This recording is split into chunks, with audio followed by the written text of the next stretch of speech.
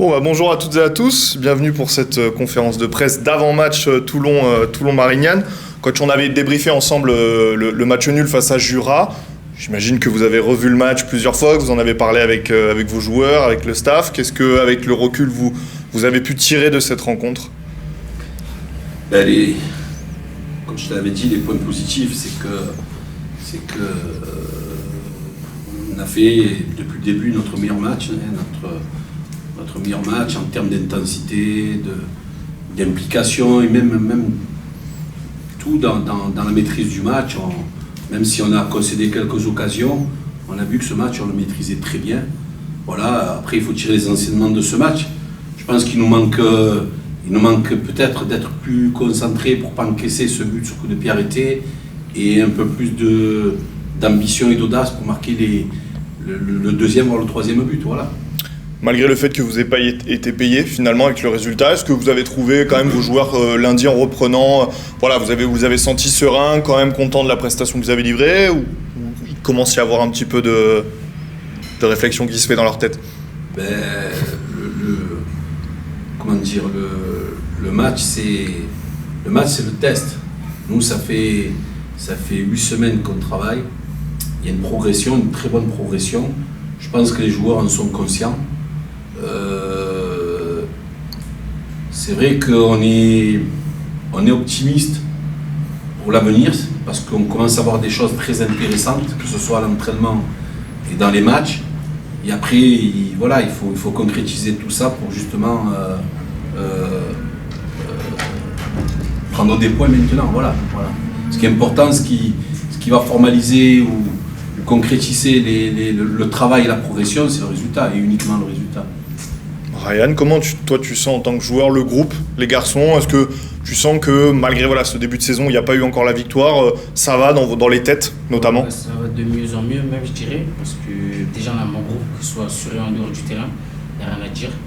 Et franchement ça va de mieux en mieux, les matchs quand Jura Sud le prouve. Et je pense qu'avec quelques petits détails près, ça va jouer en notre faveur, je l'espère. Ce sera Marignane ce week-end. Ils redescendent après une saison en nationale, donc ça reste une des grosses équipes de cette poule. À quel type de match vous vous attendez sur cette rencontre, à Bourg-Rencontre justement? Marignane, c'est une équipe qu'on connaît bien. D'ailleurs, j'ai coaché Marignane pendant un an, fait plus d'un an.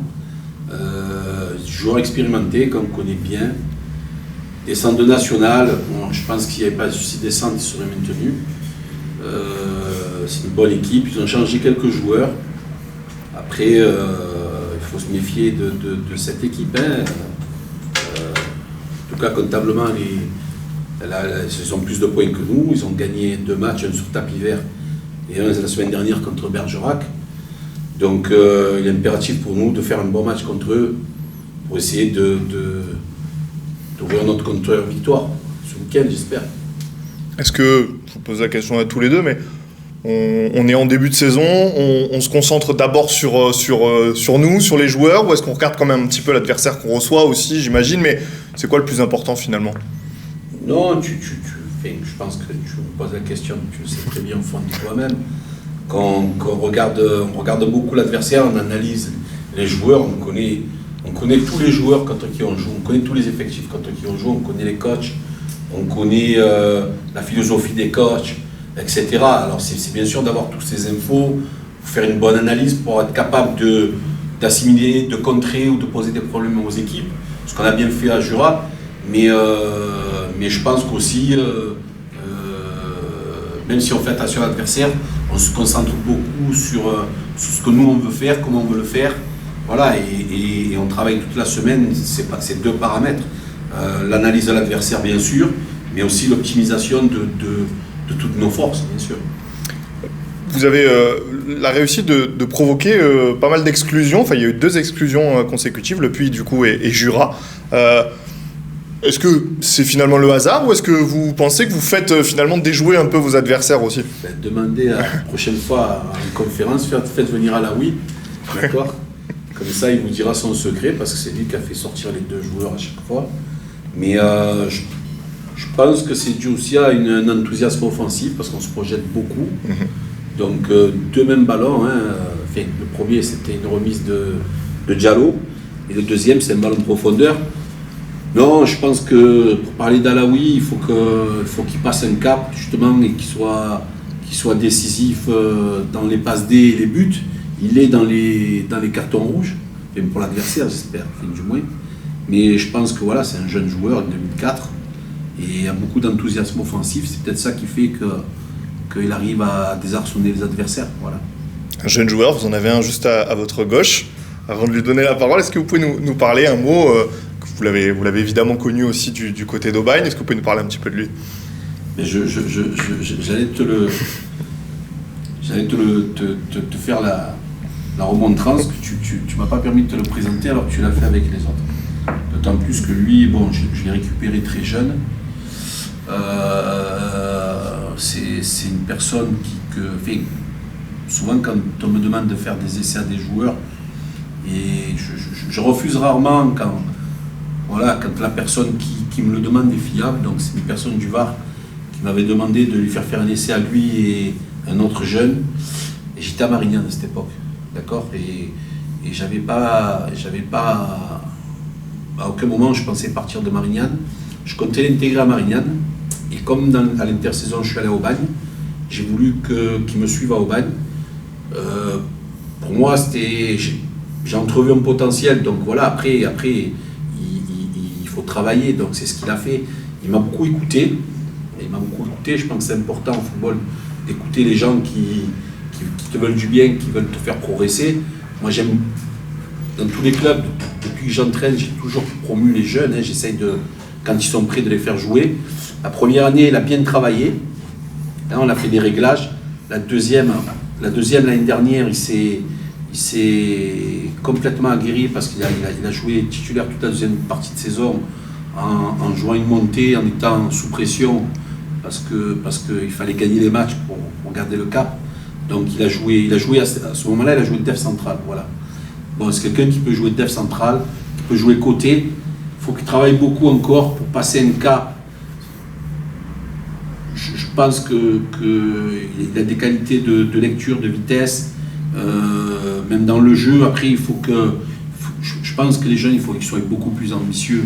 Je veux dire, on a le droit de rêver, de vouloir aller jouer plus haut, mais je pense qu'il faut travailler plus que les autres, voilà, parce que sinon voilà. Mais là, il a démarré cette saison à Toulon chez lui.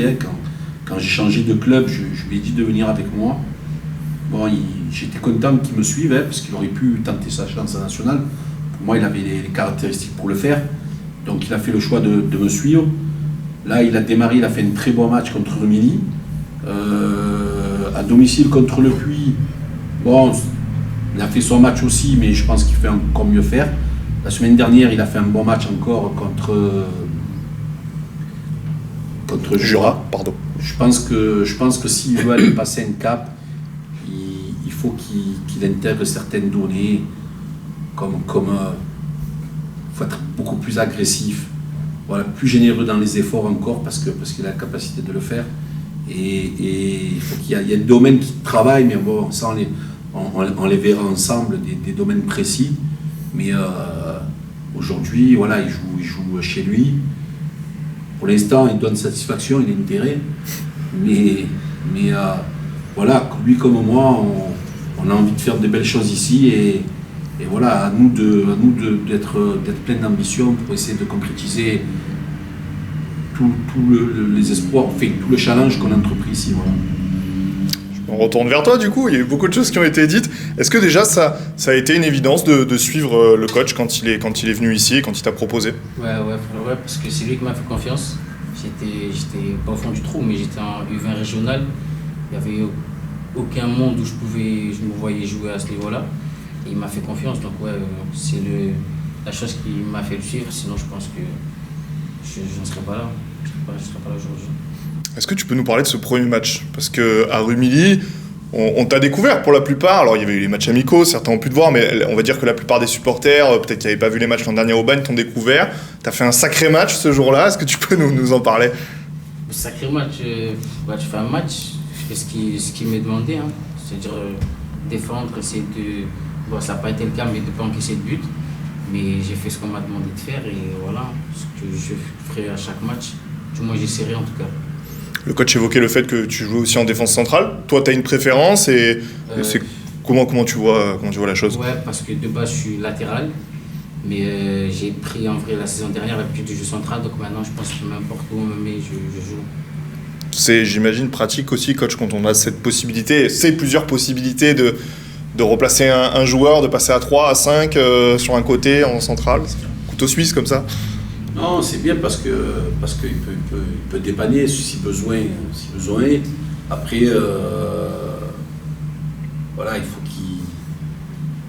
qu'il se formate un poste. Alors, son poste d'avenir pour moi, c'est côté latéral droit, même si en N2, il a fait déjà, puisqu'il a quand même joué les 8 derniers matchs avec moi l'année dernière, titulaire. Donc il peut jouer dans l'axe aussi, voilà. Mais il faut qu'il travaille beaucoup. Voilà, il faut qu'il apprenne l'entraînement comme voilà, mentalement comme il ne faut pas venir à l'entraînement pour venir à l'entraînement, il faut s'entraîner dur s'il veut passer un cap. Il faut qu'il améliore ses faits.